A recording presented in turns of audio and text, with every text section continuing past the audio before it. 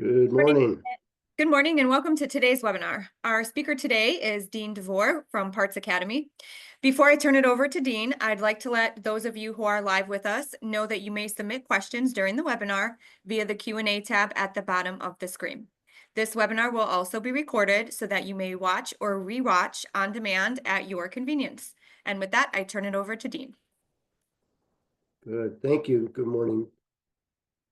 It's great to be here. It's great to talk about improving your inventory accuracy. In fact, this is not a picture of me, but I've been this person many times, and it's really what drove me to try and tackle this topic. I wish I had a nickel for every night that I was in a parts warehouse or a stock room till 10 or 11 o'clock at night after I'd been counting parts all day long since 6 in the morning, eating cold pizza, drinking warm Mountain Dew. I would just have to stop this. It's just craziness. So how can we get this stopped? And I really made it a mission of mine to go after this wholeheartedly and attack it. And now I have the privilege of being able to share that with you guys and other dealers. So today we're going to go through inventory checks and talk about what they're really for and the accurate way to check things. Then we'll dive into identifying root cause for a moment. After that, we'll talk about the inventory accuracy metric. And then the important part at the end is building an action plan so we can actually improve our inventory. So we're going to drill into both of these. There are two forms of inventory checks. One is physical inventory, the other is cycle counting. There is no law that says you must count your inventory, although it's a very good idea.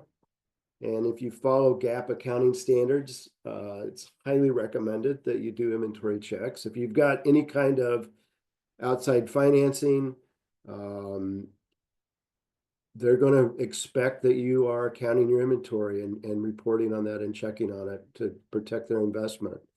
And your inventory is oftentimes one of the largest investments on your balance sheet. So it makes sense that people would be concerned about it. But there's a great myth around checking your inventory. And the myth is that checking your inventory increases accuracy. It actually doesn't. Now, there are some benefits, but just checking it by alone doesn't really change the accuracy. There will be, don't get me wrong, there'll be a short-term benefit. That next morning, it's going to feel great. For the next week, it's going to feel great. And in a few weeks, it's going to be just like it always was because we didn't really change anything. So if we're going to take time to count it, the most important thing is that we take time to change our processes, understand why the inventory was wrong, and make changes. If we don't do that, we're going to be in this cycle, sitting on the floor late at night, eating cold pizza and drinking warm Mountain Dew. So I want to help you get out of that cycle. So why do we even check our inventory at all? We should, don't get me wrong. So we do need to check it to make sure we've got at least an accurate starting point. Get all of our counts accurate in our system. But like I said, they won't stay that way unless we change something. But that is part of the reason we do counts. The other thing that we benefit from by doing these checks is we can measure our accuracy.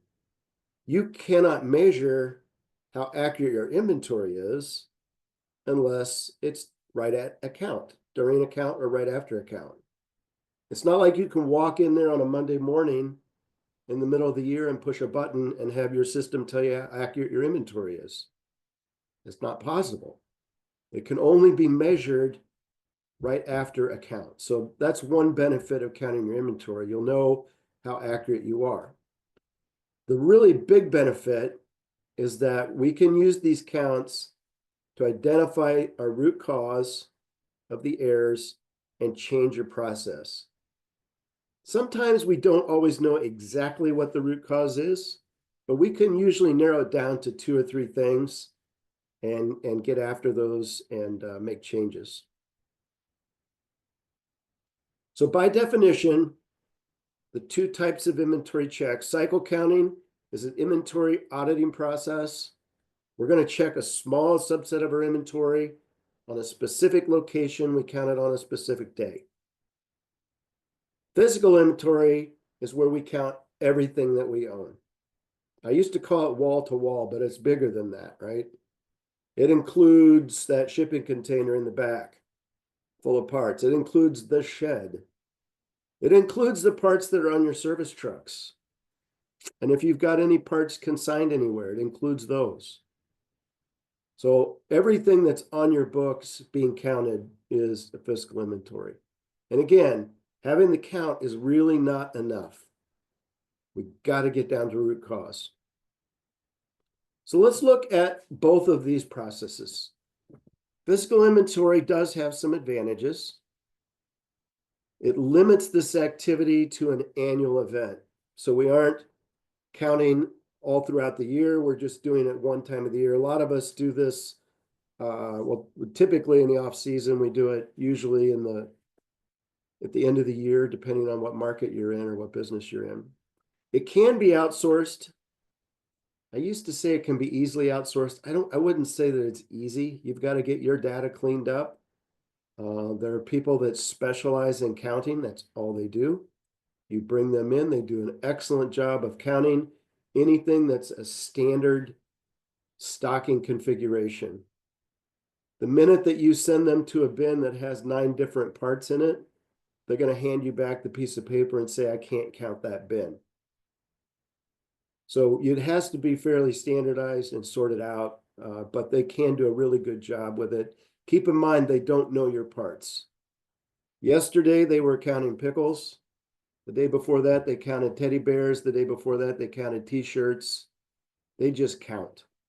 But there are firms out there that can do that, can help you get through it pretty quickly. Usually, they've sent enough people to do that in one day, usually. We did talk about the fact that it can be done off season. That's a benefit. It requires very little technology. Every software package that I've worked with can facilitate a physical inventory. That's kind of a standard thing that they would offer. It does have some big disadvantages, though.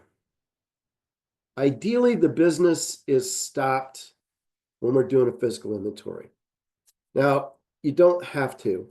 And I'll be honest with you, I would guess that over 90% of the dealers that I work with do not stop their business to do a physical inventory. They do it during a slow period of the year, and they just deal with it.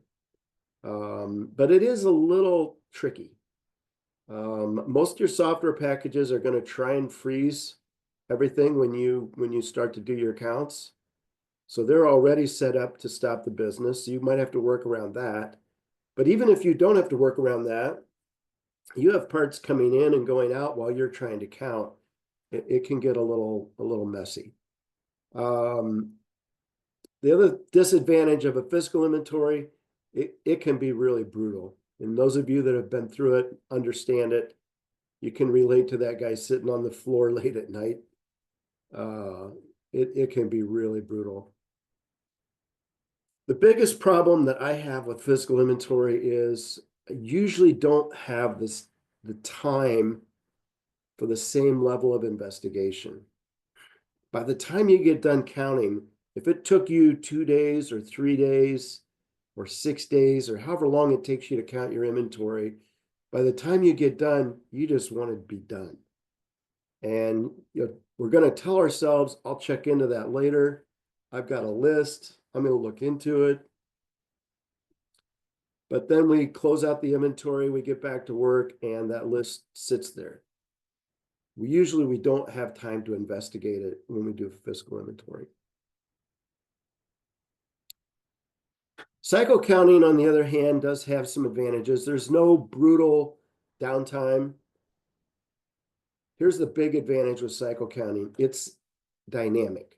True cycle counting means that I count the more active locations more frequently. The more I touch it, the more I count it. And that's really the benefit of cycle counting, is that you can really match that up with the velocity of the part. Statistically, it's more likely that you'll catch an error closer to its occurrence. So if you think about it, if you do your inventory the second week of December, let's say, and you find an error, that error might have happened in November, but it might have happened in February. It's been a whole year since you've been out there counting your parts. If we're doing cycle counting and it's dynamic, and the more we touch it, the more we count it, it's more likely that that error is not going to be that old. And we may have a chance of somebody remembering a trail and figuring out what actually happened with that error. The other advantage of cycle counting is we get live metrics on our accuracy. So when we do this, instead of getting our metric, our inventory accuracy metric once a year, we can get it as often as we count in our cycle counting process. So if you're like me, I like to do it every day. I'd rather see you count 5 parts a day than 50 parts a week. If you can do that, you can measure your accuracy every day, and you can see yourself getting better. Otherwise, if you're doing a physical inventory, you can work on these issues and identify root cause, put in corrections, change your processes. You're not going to know if you're getting better until the end of the year when you do your physical inventory. So that's another big advantage with cycle counting. It can also be interleaved with your stocking activity. And usually this works best if your software facilitates it. Some of the software packages now, the bigger ones, have had this for a long time. And now it's rolling out to even some of the mid-sized packages are adding this feature. And what this means is when you receive parts and you're out in the aisles putting the parts away, your system will direct you where to put the part, and it will identify parts in that aisle that need to be cycle counted while you're there. So it kind of speeds up the process. You don't have to make a second trip. And you can control, what kind of not only cadence, but also what kind of volume you want to do with that. It does have some disadvantages. It requires discipline. And it doesn't matter if you do it weekly or daily. I personally like to do it daily. I also think that it helps strengthen that discipline when you're doing it every day. It's a lot like working out. When you start out January 2nd, I'm going to work out, and you do pretty good. And then around about second week of February, you skip a day, and then you skip another day, and the next thing you know, you're not working out. That's kind of how cycle counting goes. I hear that a lot. And we're going to start it back up. But if we don't have the discipline, it can fall apart on us. Ideally, your software is going to facilitate it. Most packages today will facilitate it. The only thing you have to be clear about is whether or not it's static or dynamic. If it's static, what they're going to do is just send you through the aisles, start with part 1 on the first day you cycle count, and work through all of your part numbers till you've counted them all, and then you start over again. That's really technically a physical inventory that you've spread out over a whole bunch of days and weeks. What we want to do instead is, if you have a choice, in some software packages you do, you want to make sure that you're doing it dynamically, so the more you touch it, the more you count it. So as it relates just to the inventory checks, I just want to stop and give you a few recommendations. Number 1, implement cycle counting. I'm a big fan of that. I have never seen anybody implement cycle counting and not have an improvement. I've never seen anybody go back to a physical inventory after they started cycle counting, if they did it correctly. I've seen a few people that started it kind of fell off the wagon, if you will, and they had to go back to do a physical inventory. But people that really see their inventory improve are usually ones that have implemented cycle counting. For that reason, I would phase out physical inventory when you hit your goal of accuracy. So it's not likely that you can start doing cycle counting tomorrow and never do another physical inventory. If you've been doing a physical inventory every year, you definitely need to go ahead and do another one this year. And I would probably do one the second year of your cycle counting just to make sure that you've really made the improvements that you're looking for. And if you're not there, you might have to do it a third year. And you probably want to look at both your cadence and your volume that you're cycle counting if that's the case.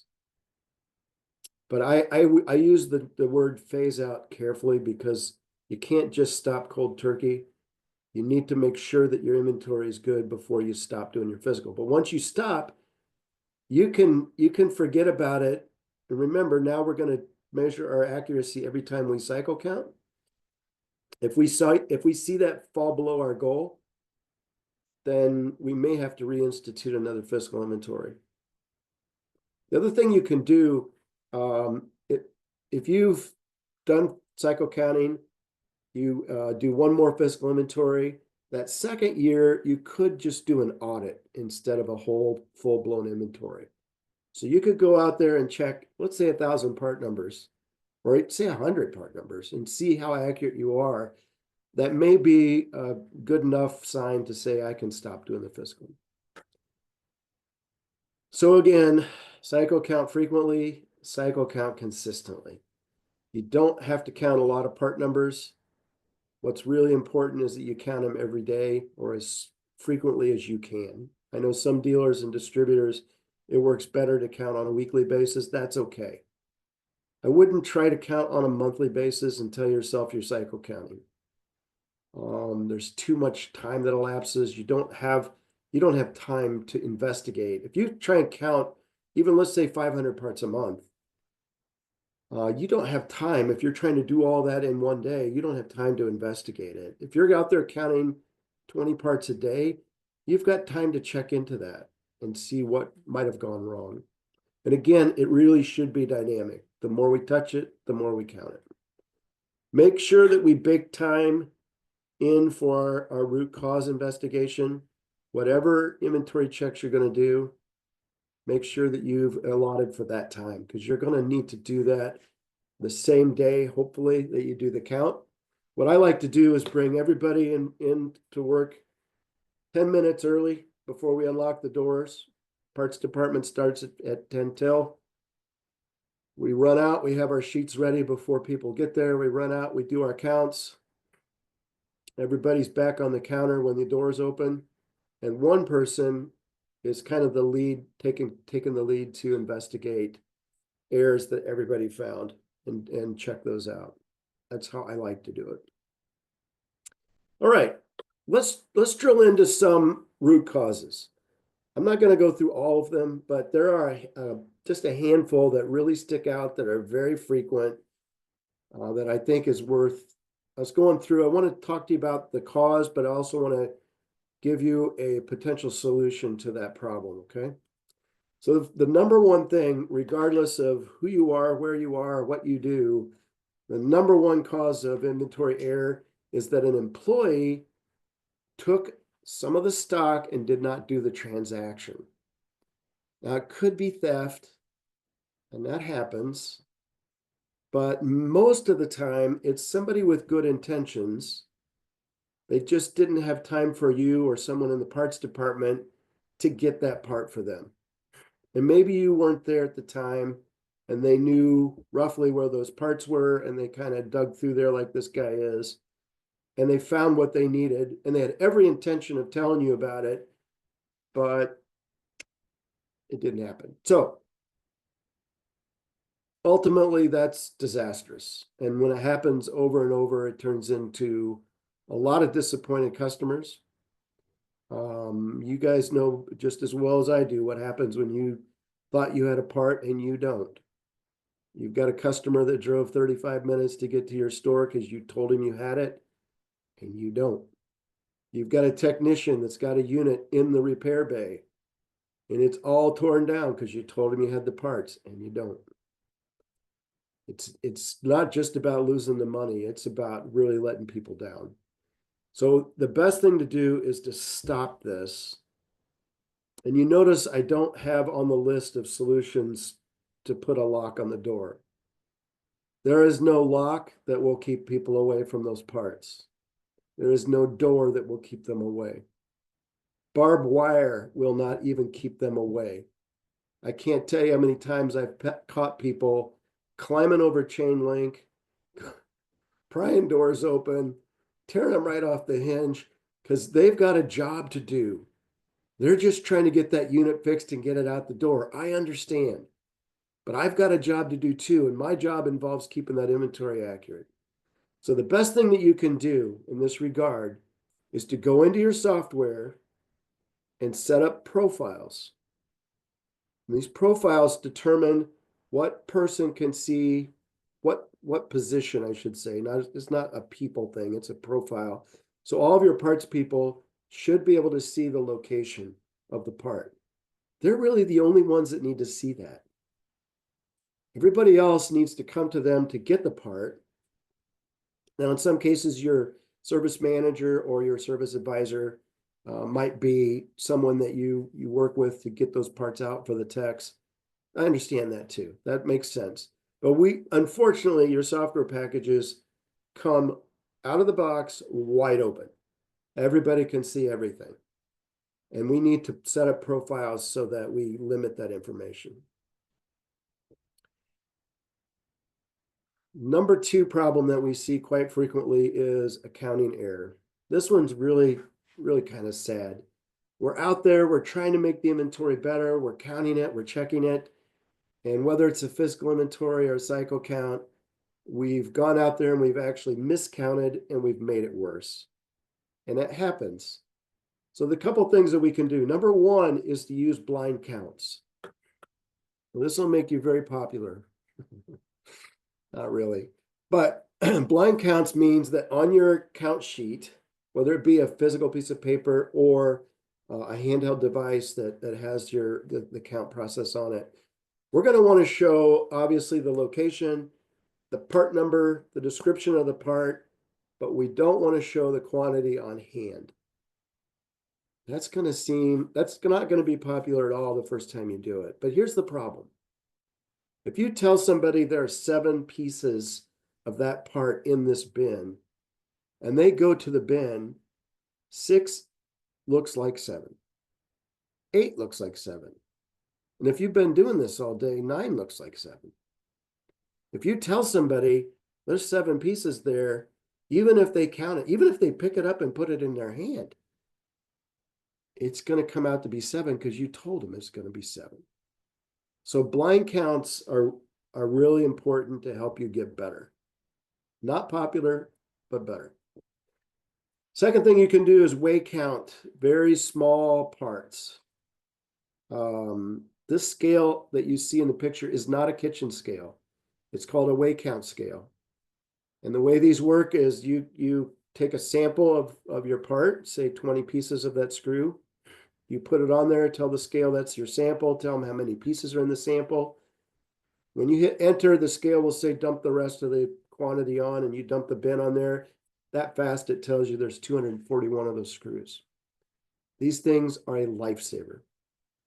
Not only will they help you be more accurate, think about it. If you had to count 241 of those screws and you did it 3 times, do you think you'd come up with 241 all 3 times? I don't think so. I wouldn't. So you're going to be more accurate, but even more importantly, you're going to be a whole lot faster.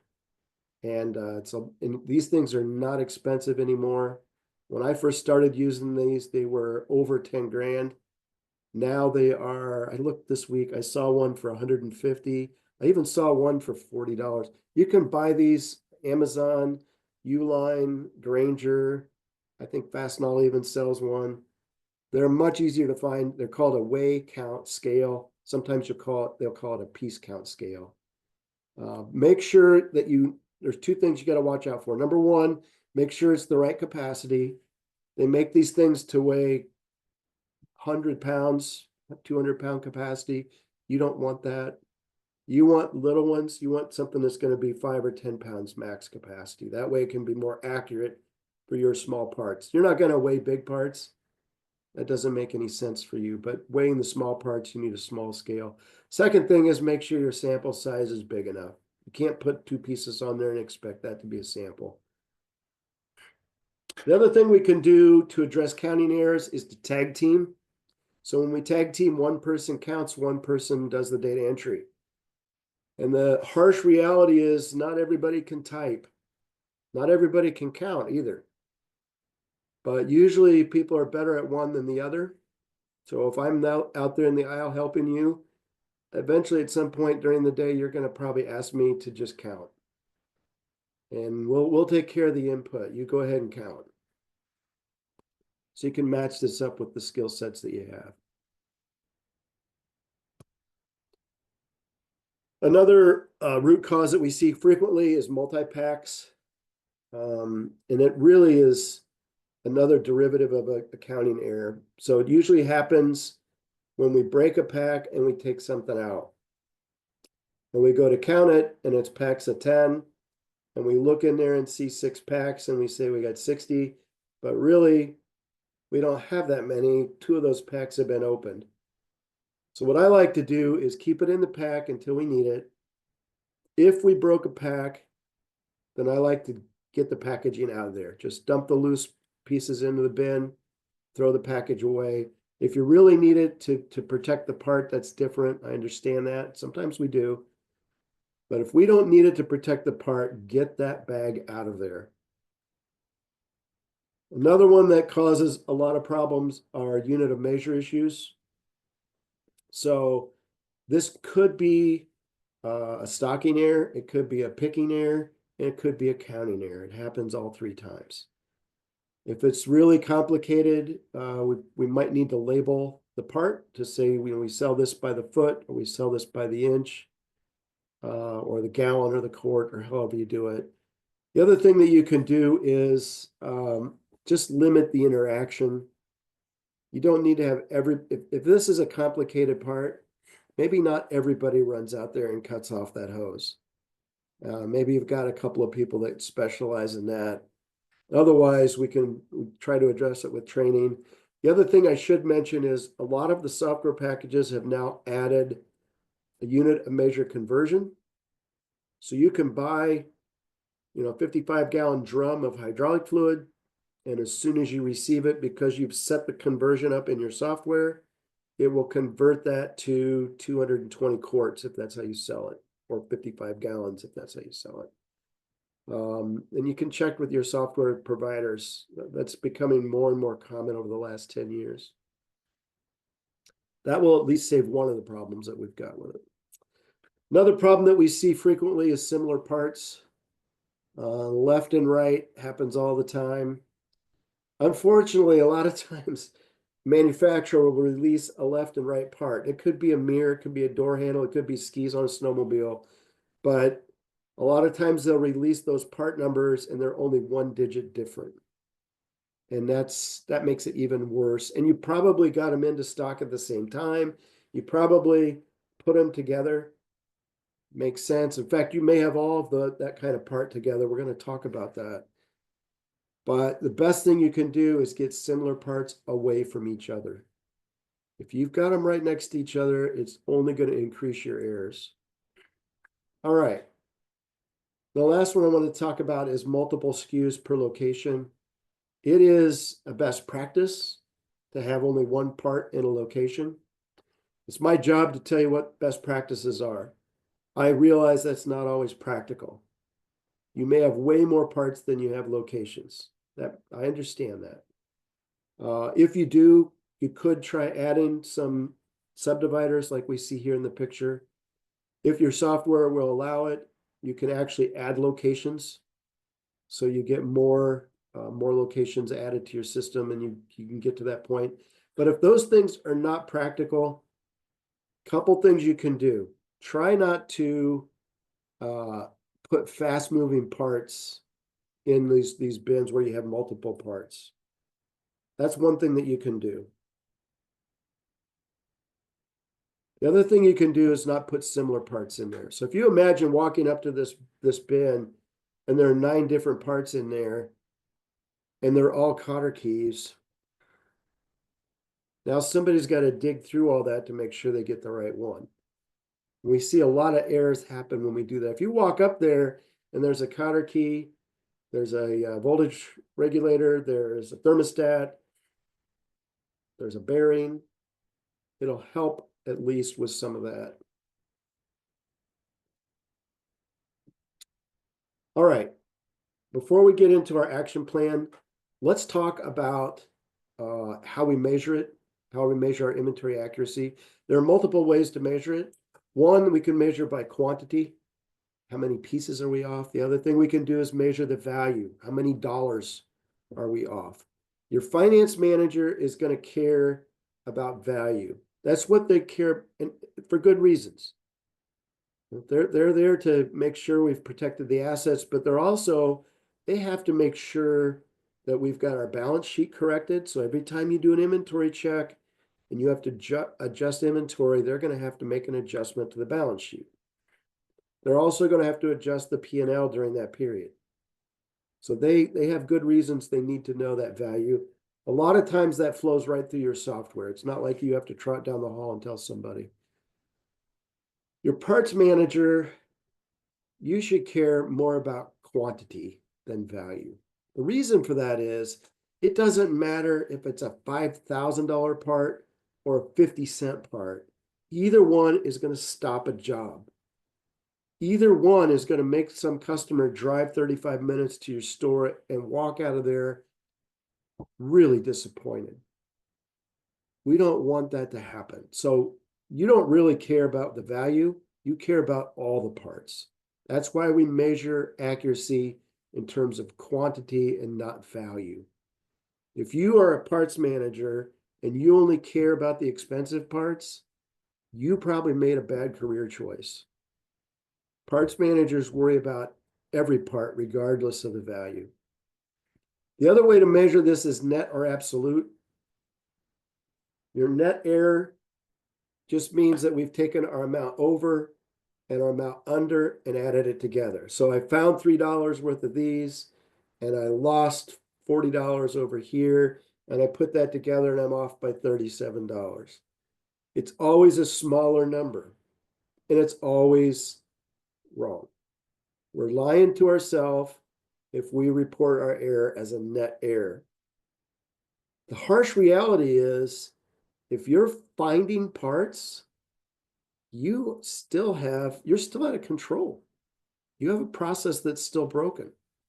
These parts don't just start growing on the shelves by themselves. So if you're finding parts, that's not a good thing. Absolute error is a much better way to measure this. So with an absolute number, there are no pluses, there are no minuses. So I found 3 of these. I lost 40 of these. I'm really off by 43 parts, not 37. So absolute error is the best way to calculate this. All right. Our recommendations regarding your inventory accuracy metric. Number 1, measure your value as net. That's the only thing that makes sense. They can't do anything with an absolute value number anyway. They just need to know what the net. To them, it's good when you find parts. To you, it's not a good thing.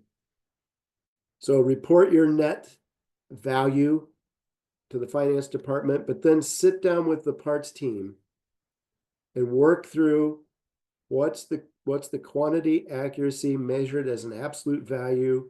Let's get after this. Let's see if it's improving. And if you're cycle counting it, let's say every week you can look at this and see how you're doing. Are you getting better? Okay, that's a lot of information. Let's put it together and build an action plan that you can take and actually make your inventory better. First thing is I would implement dynamic cycle counting. I've already said that before. Probably tired of me saying it, but it is hands down the best way to do this and will drive improvements. Secondly, when you do that, use blind counts. Another thing that's not going to make you popular, I should have warned you at the start of this webinar. This is not a popularity contest. Doing cycle counting every day or every week is already going to make you unpopular. And when you start handing people blank count sheets, they're even going to be less happy with you, but you're going to get better. Make sure you have time to do your root cause. So if you have time to count 50 parts and you only have time to investigate 2, then you may want to back that down a little bit, at least until you get your error rate down. You can kind of gauge how much time you need, or how many errors you're going to see when you start, and how much time you have. I would much rather see you reduce your quantity of counts than to put this off another day or till the end of the week. I would rather see you go from 25 parts you count a day down to 5 if you have to, than to say, you know what, we'll just do it on Friday and we'll do 100 parts.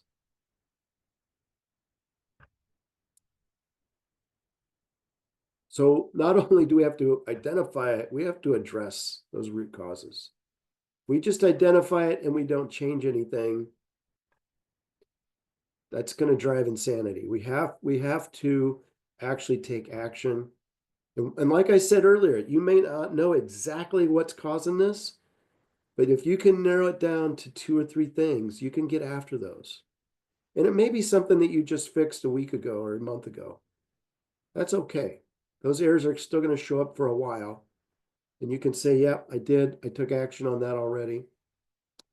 The other thing that you can do is reduce your commodity-based slotting. So when we talk about slotting, that's the process of deciding where a part resides.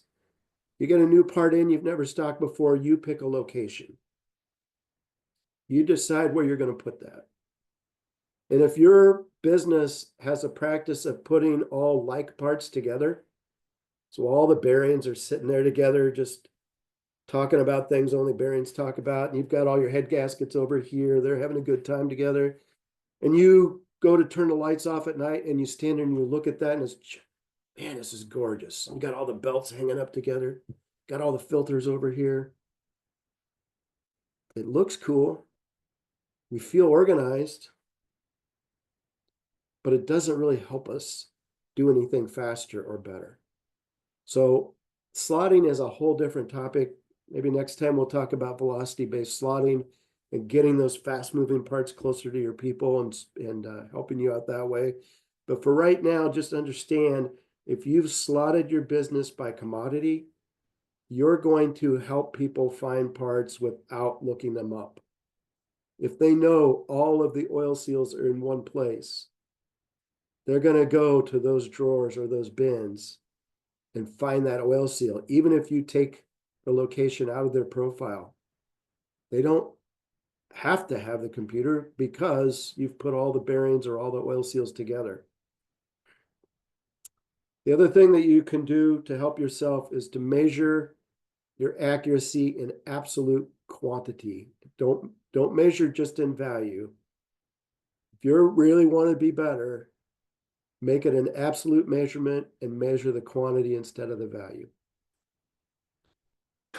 And I know that Katrina's going to send you guys a link to a video of this presentation. But if you have any questions about this or start doing it and need help, please drop me a note. This is my email address. I'd be glad to hear from you. I love hearing from dealers and distributors and talking to you about this stuff. So feel free to reach out if you need any help with it. And just real quick before we go, just a quick note about Parts Academy. We work with equipment dealers, distributors, and manufacturers. We have custom programs that we can develop depending on your needs, but we also have standard programs, particularly around parts. We also do some work around service management. We do a lot of training in person. We also do a lot online, and it works out both ways. We've worked really hard at making sure our online training is effective and saves you a lot of time and expense and travel. We also facilitate dealer performance groups. So we have one set of groups focused just on parts. And in that group, it's different than a normal 20 group because all we talk about is parts. The people in those meetings are parts people. That's all that we do is focus on parts. We have a second set of groups that focus on service for the same reason. And there we have service managers and service writers that join those groups, and we talk about procedures and service management. But you certainly are invited to check those out. You can go to our website at partsacademy.com or drop me a note. I'd be glad to send you some examples of our reports out of those groups and invite you to the next meeting that we have. We hold all of our meetings virtually. For parts and service people, this works out great. They can limit, again, their travel and their expense. And it's a much more affordable way to do this. And with that, Katrina, I don't know if we had any questions that we wanted to answer. Yeah, nothing came in. But Okay. like you said, if anyone has any questions, they can email you, and I will also be sending out this link. So Dean, thank you so much for presenting, and thank you so much to everyone for joining us today. Have a great week. Thank you. Thank you.